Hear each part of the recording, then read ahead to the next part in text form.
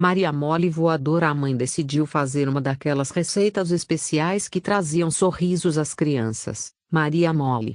Porém, havia um pequeno contratempo: ela não tinha batedeira.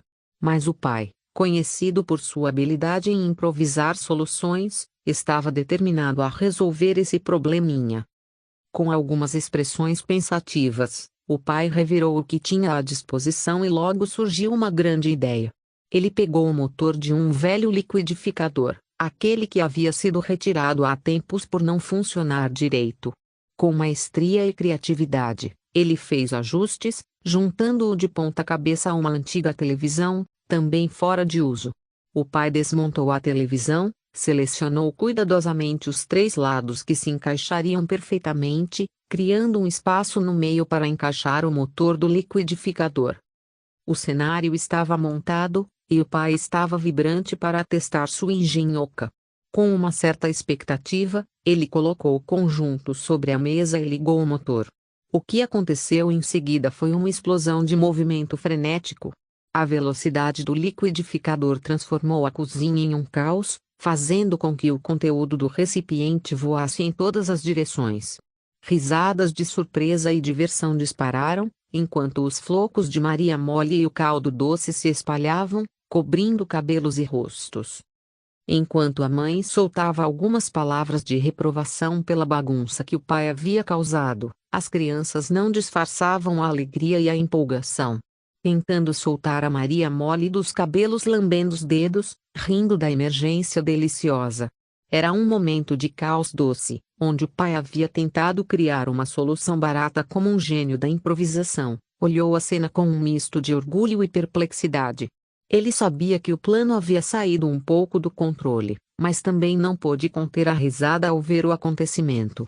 A bagunça era inegável, porém trouxe ainda mais diversão e risos do que qualquer Maria Mole já feita. Essa lembrança foi um testemunho da criatividade e do espírito aventureiro do pai, alguém que sempre estava disposto a tentar novas abordagens, mesmo que o resultado não fosse exatamente o esperado. As compras exageradas. O pai sempre foi conhecido pelo seu jeito exagerado de comprar as coisas. Quando se tratava de carne, ele optava por peças inteiras, o que levava as crianças famintas a devorarem bifes no meio da tarde. As batatas eram adquiridas em sacos de 60 quilos, uma carga que todos ajudavam a descascar. Até o queijo provolone vinha em peças gigantescas, um tamanho que dificilmente se encontraria hoje em dia. Refrigerantes e cervejas em engradados. Frutas, ovos, vinhos e tantos outros itens eram comprados em excesso, criando uma sensação de abundância, graças a Deus. Lama, feijão, e Popeye estava coberto de terra, sua roupa suja e seu fiel tênis chute preto, completamente lameado. A casa emanava aquele cheirinho inconfundível de feijão cozinhando com um generoso pedaço de courinho de bacon. O convite para o banho era tentador, mas o aroma da comida o seduzia de tal forma que não pôde resistir. Com uma urgência que só a fome consegue criar, sem notar, deixou uma fina camada de terra pelo caminho. Então, foi instruído pela mãe, a pelo menos retirar a camiseta, antes de se sentar no sofá da sala. Já em posse do majestoso prato, a TV de tubo no canto da sala esperava ligada para entretê-lo. Ele saboreava cada garfada daquela refeição perfeita, descansando corpo e mente com os olhos fixos na tela.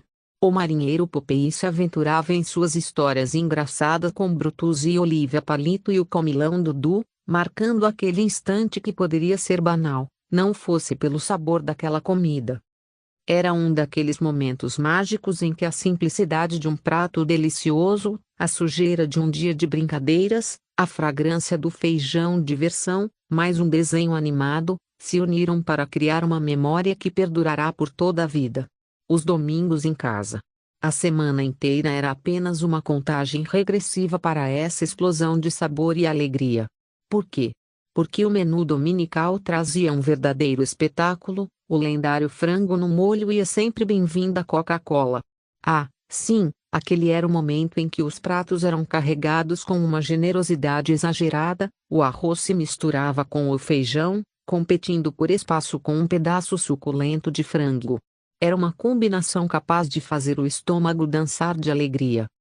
Todavia, o protocolo era claro: comia-se todo o conteúdo do prato primeiro, com exceção do frango. A estrela incontestável do show deveria ser saboreada minuciosamente, um pedacinho por vez, e os dedos eram lambidos, porque quando algo é bom demais, nenhuma gota deveria ser desperdiçada, certo? Até os deuses das delícias poderiam invejar essa devoção. Ah, aquele frango! Ele era mais do que uma refeição, era uma fábula, um sonho que se tornava realidade em cada mordida. Não havia outro sabor que pudesse competir, nenhum frango em nenhum canto do mundo que reivindicasse o título de o frango mais gostoso do mundo. Uma coroa que permaneça intocável e inigualável. Ah, que maravilha de frango! Mortadela frita nos dias em que as misturas eram escassas e a criatividade tinha que reinar, a mãe encontrava maneiras de satisfazer as barriguinhas famintas de sua turminha. Os almoços simplesmente pareciam se esticar, como se quisessem prolongar o tempo, enquanto a mãe buscava ingredientes para criar pratos que fariam carinho nos corações e estômagos.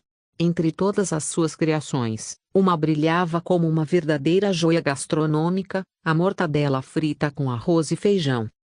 Na pequena cozinha, ela fazia o trivial se transformar, e ao som de estalos dourados, a mortadela ia ganhando crocância.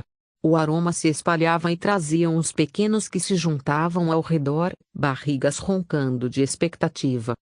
A fatia dourada era colocada com carinho sobre o arroz fresco, com o feijão suculento por baixo, como se fosse uma premiação. Para quem quisesse, havia um toque final de limão, um borrifo de acidez que tornava o prato ainda mais especial. E a mãe, novamente, conseguia transformar o modesto em algo muito agradável. Uma lição de compreensão. A mãe perguntou: como vocês querem os ovos, moles ou duros? Cada membro da família expressou sua preferência, determinando o preparo dos ovos que seriam servidos. Tata respondeu: nem mole, nem duro. Um enigma culinário que poderia ser interpretado de diversas maneiras, mas a mãe, em sua praticidade, interpretou como um sinal de que a Tata prefere não ter ovo em sua refeição. E assim, quando a mesa foi posta, um prato sem ovos foi destinado à Tata. Ao notar a ausência do elemento principal, a Tata franziu as sobrancelhas e indagou: cadê o meu, mãe? A resposta não tardou, seguida por um sorriso maternal e explicativo: você disse que não queria nem mole, nem duro, então entendi que não queria ovo. Surpresa, Tata compreendeu que suas palavras haviam gerado um mal-entendido. A expressão inicial de confusão logo se transformou em uma risada compartilhada, uma das muitas que ainda se repetem em nossa família. E Tata, ao explicar o seu verdadeiro desejo: mãe, eu queria no ponto intermediário, com a gema levemente frita. Teve seu gosto satisfeito porque imediatamente, cheia de sapiência e carinho, a mãe voltou à cozinha para atender ao pedido da filha. Quando a geladeira se enchia de iogurtes nos tempos em que o Bé começou a trabalhar na Companhia Paulista em São José dos Campos, suas viagens eram ocasionais, e ele retornava para casa nos fins de semana, ou a cada 15 dias. Independentemente do período, sua chegada era recebida com dupla alegria. A primeira, abraçá-lo e confirmar que tudo estava bem; a segunda, uma alegria mais palatável, estava na incrível seleção de iogurtes que ele trazia consigo.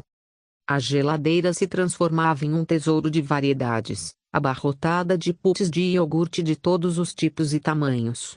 Uma explosão de cores e sabores criava um espetáculo visual em meio às prateleiras e a alegria de degustar essas delícias era compartilhada por todos, uma experiência em que se podia ser guloso e até repartir com os amigos.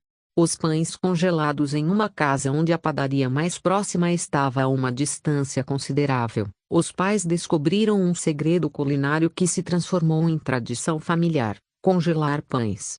Eles aprenderam que retirar um pão congelado do freezer poucos minutos antes de consumir era uma chave para mantê-lo com um sabor fresco e textura crocante. Esse hábito, que começou como uma solução prática, logo se transformou em uma parte essencial da vida da família. O café da tarde era um dos momentos mais aguardados, e a corrida à padaria para comprar pães frescos era uma tarefa dos filhos. Mas, havia esse recurso no caso de surgir uma preguicinha.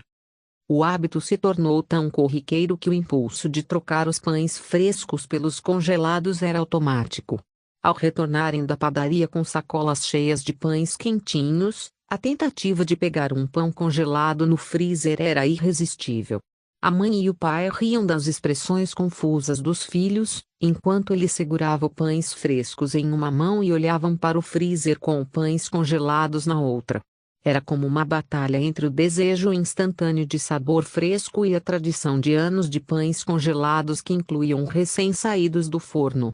Quando a mãe surpreendia quando a algazarra ganhava vida nas noites em que o pai estava hipnotizado pelo jornal na TV, e a ordem era manter o silêncio acima de qualquer custo, a mãe entrava em cena com uma promessa tentadora: quem for capaz de se calar, ganhará uma surpresa bem especial mais tarde.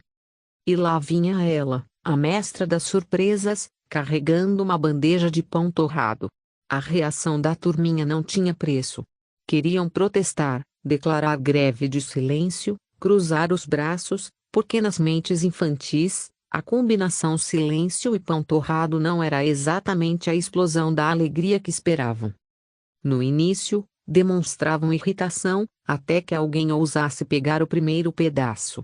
A manteiga derretida por cima do pão denunciava o objetivo da mãe, e aí tudo fazia sentido. Aquele pão torrado passava a ser o tesouro mais cobiçado do mundo. Num piscar de olhos, a bandeja se esvaziava e, inevitavelmente, a má disposição se dissipava com as últimas migalhas. Ficavam todos repletos de contentamento pela manobra bem-sucedida. Uma mãe caprichosa mãe sempre foi a rainha da cozinha, e cada prato que saiu de suas mãos era uma obra-prima culinária. A família inteira tem suas memórias gustativas preferidas, aquelas que são lembradas e celebradas por todos. E aqui estão algumas delas, eleitas como as mais especiais, recheadas de sabor e carinho. Começando com a rosca doce de coco e canela, uma macieza ao paladar. Essa massa era regada generosamente com leite condensado, transformando-se em uma rosca de doçura perfeita. A torta de ricota e tomate, com sua forma de rocambole, foi uma adaptação da mãe, a partir de uma receita da dona Nair, que fazia todos salivarem. A mistura de texturas e o equilíbrio entre o salgado e o suave eram simplesmente divinos. E não podemos esquecer da dobradinha com calabresa, da feijoada e das sopas que aqueciam os dias mais frios. Eram pratos que uniam a família em volta da mesa, criando laços indestrutíveis. Mas a doçura também está presente nas memórias. O pudim de leite condensado, com sua textura suave e o caramelo dourado por cima. E o que dizer do doce de abóbora em pedaços? Preparados com cal, esses pedaços ficavam firmes por fora e extremamente mácios por dentro, derretendo na boca. Os bolos da mãe eram uma categoria à parte. O bolo simples, por si só, já era maravilhoso, mas ela não se contentava com o básico. Alguns bolos recebiam uma cobertura de açúcar e canela, outros um caldinho de laranja e outros ainda eram mais caprichados, cobertos com caramelo e bananas por cima. E o bolo cremoso de fubá com queijo ralado? Uma verdadeira delícia. E as opções eram muitas: berinjela empanada com molho de tomate e queijo ralado, sardinha frita, bife à rolê, macarrão com bife à milanesa. A mãe dominava uma variedade de pratos que deixavam a família com água na boca. Essas lembranças são um legado de amor e dedicação na forma de comida excelente. Todos os pratos tinham um carregamento da sua paixão pela cozinha e do seu desejo de agradar a todos com sabores inesquecíveis. As massinhas da mãe. A cozinha era o epicentro da casa, onde conversas intermináveis fluíam livremente. Mas o que realmente tornava aquele ambiente aconchegante eram as massinhas que a mãe fazia. Era uma tradição de acolhimento, que transformava a nossa cozinha num lugar de conforto inigualável. As massinhas da mãe eram uma daquelas iguarias que você não consegue parar de comer. Salgadinhas e crocantes, bastava dar a primeira mordida, e você ficava perdido, implorando por mais. Ela nunca economizou. Na verdade, a mãe fazia grandes quantidades delas. Uma vez, no início do namoro com Elton, quando Sana, por algum motivo, sentiu vergonha da simplicidade da receita, pediu a todos que não oferecessem as massinhas a ele. Ela ficaria restrita à sala, longe da fragrância das massinhas fritas na cozinha. Mas Silvana não viu problema algum com o aperitivo.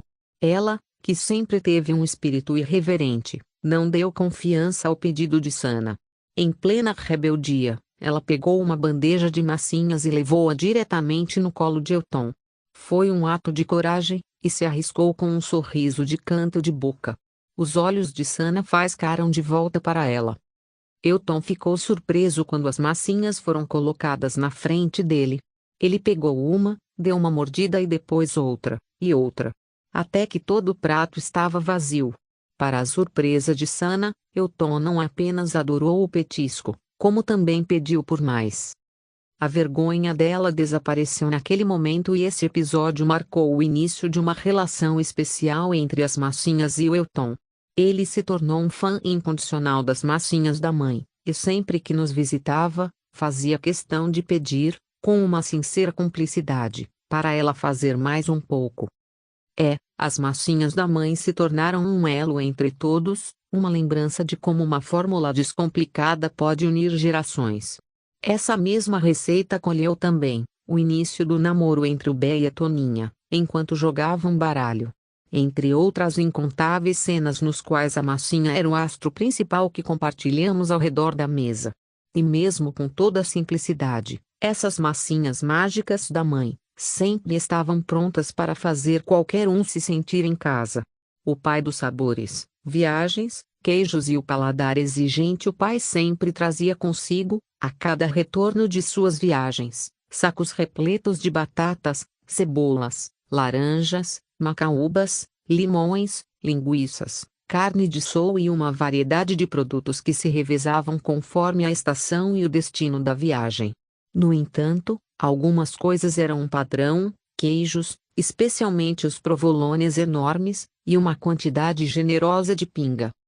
Ele tinha esse costume de estocar queijos, provavelmente inspirado pelo seu paladar exigente.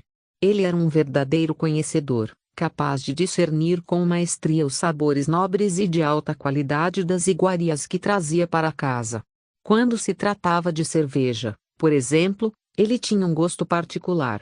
A Brahma de Agudos era sua favorita, e ele alegava que isso se devia à excelente qualidade da água naquela região. Era uma verdade que ele mantinha com fervor. Quando se reunia com os amigos, a festa estava garantida. Ele adorava organizar rodadas animadas, acompanhadas de petiscos e porções intermináveis de batatas fritas. A mãe desempenhava o papel incansável destes encontros, passava a tarde inteira servindo e fritando batatas com toda a dedicação. O cardápio personalizado da mãe, o bife à milanesa, era uma das receitas favoritas da família, e a mãe era expertise em conhecê-los tão bem, que até o ponto do bife de cada um, ela memorizava. Quem gostava dele ao ponto, mal passado ou torrado. Não importava, porque a mãe conhecia todos os gostos de cor. E como em todas as famílias, havia uma exceção a essa tradição de empanado perfeito, anel.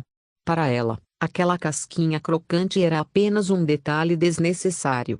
Por isso, a mãe tinha uma estratégia especial. Primeiro, ela fritava o bife simples da anel, enquanto o óleo ainda estava limpo e livre das migalhas de farinha. Só depois, quando o óleo estava impregnado com o sabor do bife desprovido de empanado, ela se dedicava aos bifes à milanesa, deixando-os dourar até a perfeição. Mas os pratos especiais da mãe iam muito além do trivial. Quando eram panquecas, uma das crianças tinha que ser seu assistente na cozinha. Enquanto ela fazia a massa e derramava na frigideira, o assistente ajudava a enrolar a panqueca seguinte. Uma perfeita sincronia que terminava com um delicioso banho de molho à bolonhesa e uma chuva de queijo ralado. O nhoque também era outra especialidade. Ela começava amassando as batatas e temperando a massa. Em seguida, formava rolinhos e, com uma agilidade impressionante, cortava-os em pedaços, todos do mesmo tamanho, com tanta precisão que deixava todos admirados. Os filhos mais novos tinham a tarefa de transportar os nhoques em tampas de panela até os mais velhos, que ficavam responsáveis pelo cozimento. O ritual continuava quando os nhoques eram cuidadosamente mergulhados na água fervente e esperavam gentilmente subir à superfície. Com uma espumadeira, retiradas da água, pronta para receber uma porção generosa de molho e outra chuva de queijo parmesão ralado. Todas as refeições uniam a família em torno da mesa. Os diferentes gostos e especialidades eram tratados com carinho, garantindo que cada prato fosse uma experiência única, repleta de amor e consideração. E você, já comeu o feijão duro? Não é mole.